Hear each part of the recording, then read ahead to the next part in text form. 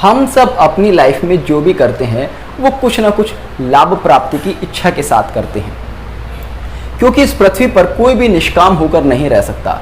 हम सभी को कुछ ना कुछ कर्म करना है और जब भी हम कुछ कर्म करेंगे तो उसका कुछ ना कुछ फल ही मिलेगा। तो हमारी कुंडली में उस कर्म से मिलने वाले लाभ, उस कर्म से होने वाले अचीवमेंट को शो करने वाला जो भाव है वो है हमारी कुंडली का 11 भाव। तो आज की इस वीडियो में हम कुंडली के 11 भाव और उसमें बैठने वाले ग्रहों के बारे में बहुत ही डिटेल में डिस्कस करने वाले हैं। जैसा कि इस भाव के नाम से ही स्पष्ट होता है कि ये भाव लाभ का भाव है, गेन का भाव है, अचीवमेंट का भाव है, यानी कि ये भाव हर स्थिति में आपको कुछ ना कुछ फायदा ही देगा। इस भाव का स्वामी आपको हर स्थिति में कुछ ना कुछ फायदा ही देगा। ज्योतिष में कहा जाता है कि 11 भाव का स्वामी आपको फायदा देता है, या फिर लगन से 11 भाव में जो भी ग्रह बैठे होंगे वो लगन को स्ट्रेंथ देते हैं, चाहे वो मित्र हो चाहे शत्रु हो। 11 भाव की ये खासियत है। किसी भी भाव से 11 भाव, किसी भी ग्रह से 11 भाव, यानी कि किसी के भी लाभ भाव में बैठने वाला ग्रह, चाहे वो लगन के हो, चाहे आप किसी भी भाव से ले लो, चाहे वो आप किसी भी ग्रह से ले लो, उसके लाभ भाव में बैठने वाला ग्रह आपको हर स्थिति में फायदे देगा, चाहे वो आपका शत्रु ही क्यों ना हो। ज्योतिष में कहा जाता है ना कि शत्रु ग्रह नुकसान देते हैं, मित्र ग्रह फायदा देते हैं, परंतु लाभ भाव में बैठा हुआ शत्रु ग्रह भी आपको फायदा ही देता है। ज्योतिष में माना जाता है कि 11 भाव उपचय भाव, अर्थात एक ऐसा भाव जो कि आपको लाइफ में स्ट्रगल भी देता है। अब यहाँ पर दो मत हो जाते हैं, एक तो लाभ भाव, लाभ भाव मतलब कि फायदा दे रहा है, फिर उसके बाद स्ट्रगल दे रहा है। तो ऐसा कैसे हो सकता है कि भाई जो भाव स्ट्रगल दे रहा हो वो आपको लाभ दे दे? ये बिल्कुल पॉसिबल है, क्योंकि 11 भाव आपको वो लाभ देता है जो कि आपने अपने कर्मों से अचीव किया है। ऐसा नहीं कि आपको बैठे बिठाए कुछ मिल गया, बाप ने कर लिया और आपने खा लिया, वो नहीं। 11 भाव आपको देगा आपके कर्मों का फल। आपने किसी इच्छा से कोई कर्म किया और उस कर्म का जो आपको फल मिला, आपकी इच्छा भी जो शो करता है वो 11 भाव ही शो करता है। क्यों? अभी आप कोई भी काम करोगे वो कुछ ना कुछ किसी ना किसी इच्छा के साथ करोगे ना कुछ लाभ प्राप्त करने के लिए करोगे ना।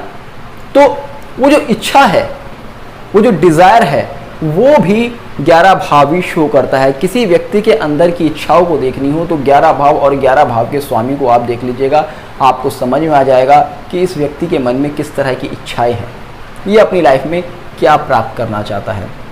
11 भाव आपके मित्रों को भी दर्शाता है, ऐसे मित्र जो कि आपको लाभ देते हैं। 11 भाव का जो स्वामी होता है उससे संबंधित कारक वाले व्यक्तियों से आपको बहुत ज़्यादा लाभ होता है, अक्सर ऐसा देखा गया है। 11 भाव आपके बड़े भाई बहन को भी दर्शाता है। अब बड़ा भाई है तो सीधी सी बात है, मोस्ट ऑफ द टाइम उसकी एक नेचर होती है कि भाई छोटा है, छोटे को चलो थोड़ा ज़्यादा मिल जाए।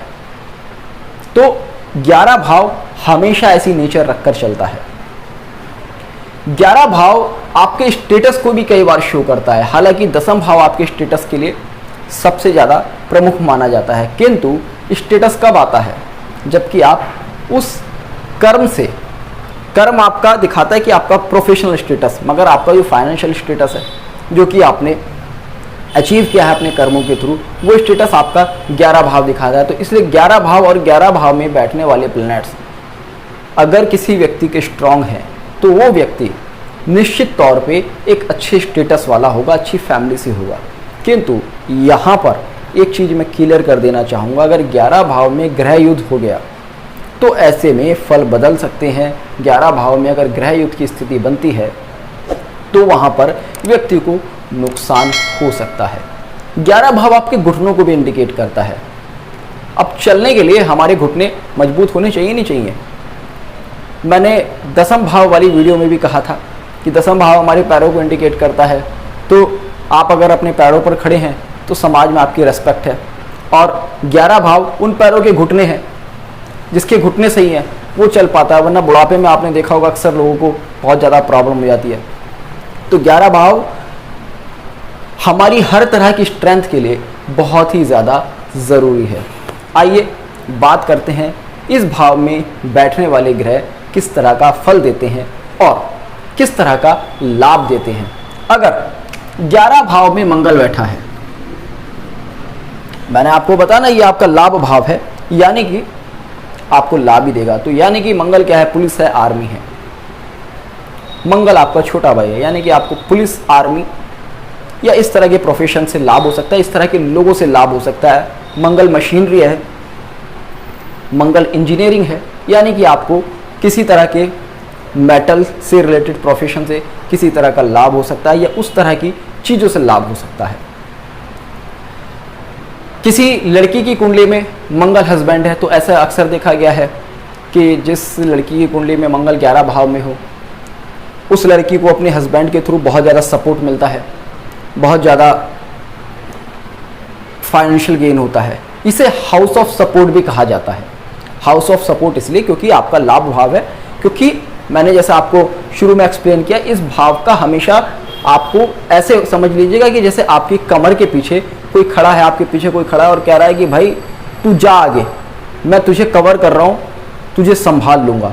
तो उस तरह से 11 भाव में बैठे हुए ग्रह आपके लिए एक्ट करते हैं। बात करते हैं अगर 11 भाव में शुक्र बैठा है, 11 भाव में अगर शुक्र बैठा है तो ऐसे व्यक्ति को बहुत ही बढ़िया फाइनेंशियल गेन होता है। ये अपने आप में एक बड़ा अच्छा धन योग है, क्योंकि शुक्र अपने आप में धन का नैसर्गिक कारक है और लाभ भाव में जब धन बैठेगा तो आप मान सकते हैं कि भाई इसके पास तो पैसा है। ठीक, ऐसे व्यक्ति की वाइफ जॉब में हो सकती है या अपनी वाइफ से किसी ना किसी तरह का उसे लाभ हो सकता है। ऐसे व्यक्ति को लग्जरियस आइटम से रिलेटेड प्रोफेशन में कई बार अच्छा लाभ होता है।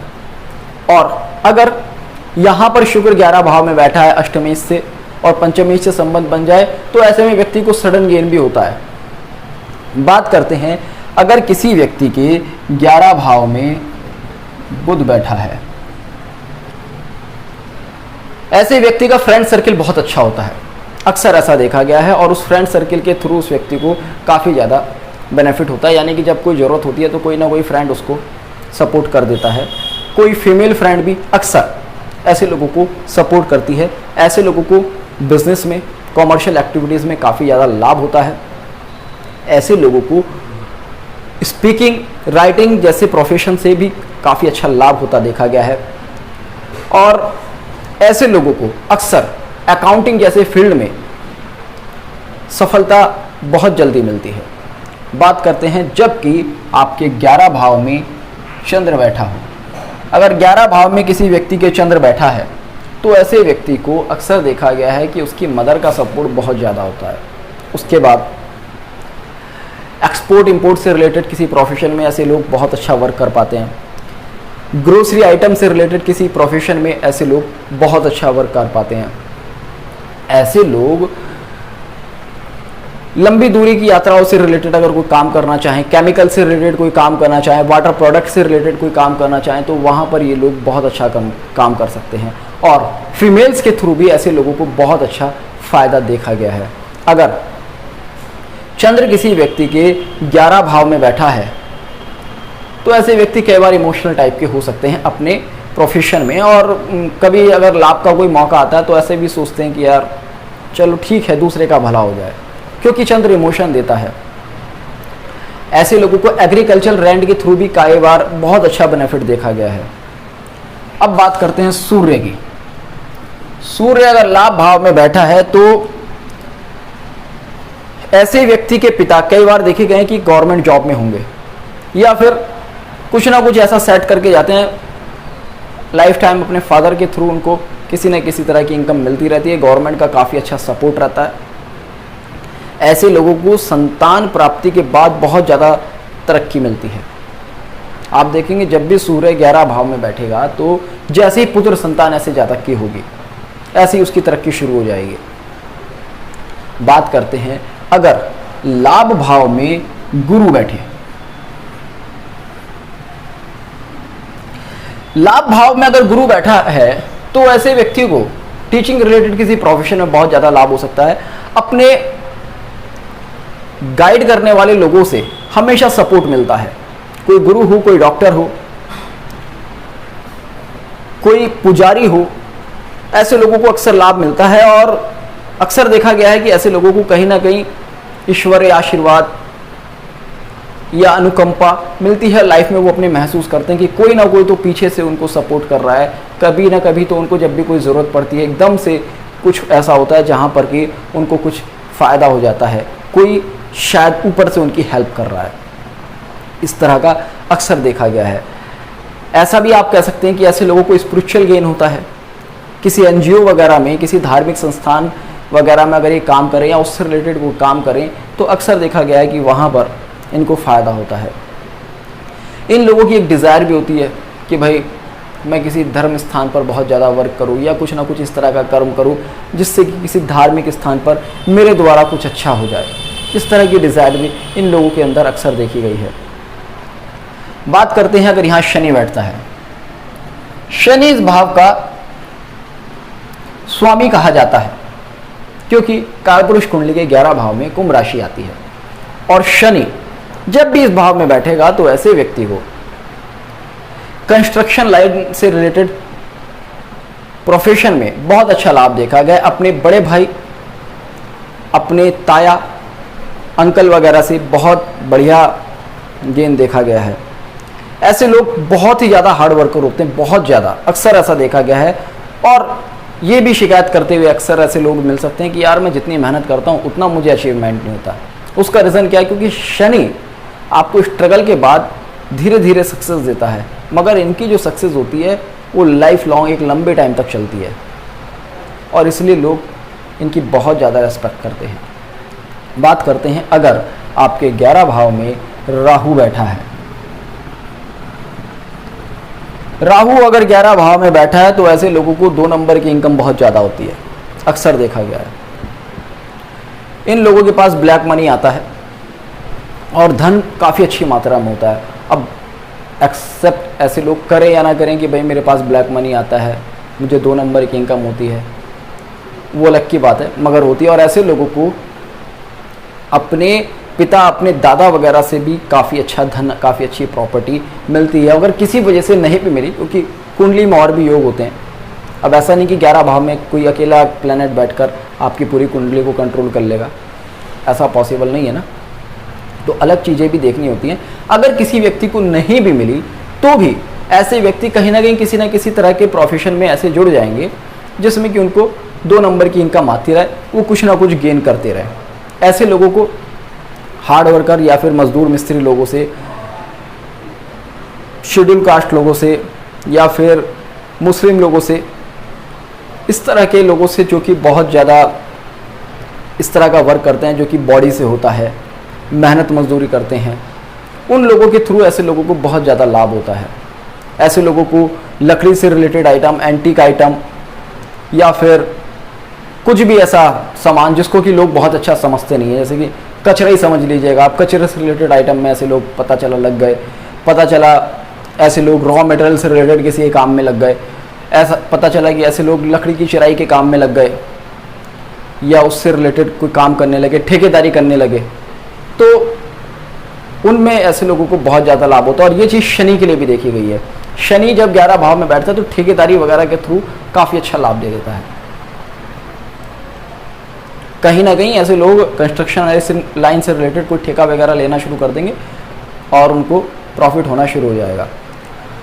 तो अगर राहु को अगर 11 भाव में देखें तो ऐसे लोगों को जुए, सट्टे, इन चीज़ों से भी कई बार बहुत अच्छा लाभ होता है, सडन गेन होता है। बात करते हैं केतु के बारे में। केतु जब 11 भाव में बैठता है तो स्पिरिचुअल इनकम कराता है। कई बार जब 11 भाव में केतु बैठता है तो ये भी देखा गया है कि ऐसे इंसान की इनकम में कहीं ना कहीं कुछ कमी देता है, या फिर पता चला कि इनकम आते आते कुछ ना कुछ परेशानी खड़ी हो गई और चेक रुक गया या फिर कोई कॉन्ट्रैक्ट कैंसिल हो गया, इस तरह की थोड़ी सी परेशानी देखी गई है। मगर स्पिरिचुअलिटी में बहुत ज़्यादा फ़ायदा देता है, स्पिरिचुअल इनकम देता है। कहीं ना कहीं किसी धार्मिक संस्थान से पता चला मंदिर के कंस्ट्रक्शन में लग गए, कोई मंदिर का कंस्ट्रक्शन करने वाली एजेंसी है, उसके साथ ये काम कर रहे हैं। कोई स्कूल कॉलेज है, उससे रिलेटेड स्कूल कॉलेज के किसी डिपार्टमेंट में ये लोग काम कर रहे हैं, वहाँ से कुछ फ़ायदा कमा रहे हैं। पता चला कि एस्ट्रोलॉजी में लग गए, पता चला कंसल्टेंसी रिलेटेड किसी काम में लग गए, वहाँ पर बहुत ज़्यादा लाभ देता है, यानी कि केतु की जो अपनी क्वालिटीज़ हैं उनसे रिलेटेड केतु फायदा देता है। राइटिंग में बहुत ज़्यादा फायदा देगा। राइटिंग में अगर बुध भी 11 भाव में बैठा है तो अच्छा खासा फायदा दे सकता है, जैसे मैंने आपको स्पीच के लिए भी बताया।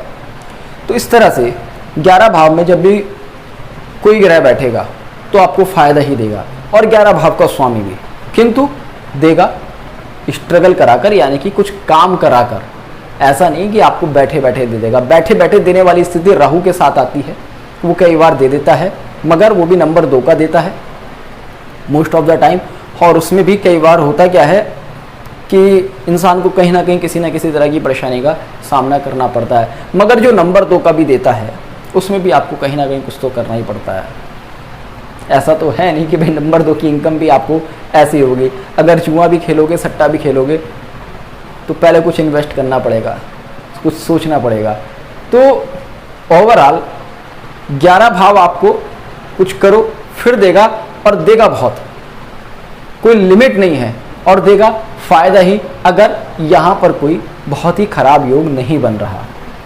होपफुली आपको आज का वीडियो पसंद आया होगा, तो जुड़ रहेगा इष्ट सूत्र के साथ। मिलते हैं नेक्स्ट वीडियो में, तब तक के लिए जय हिंद, जय भारत।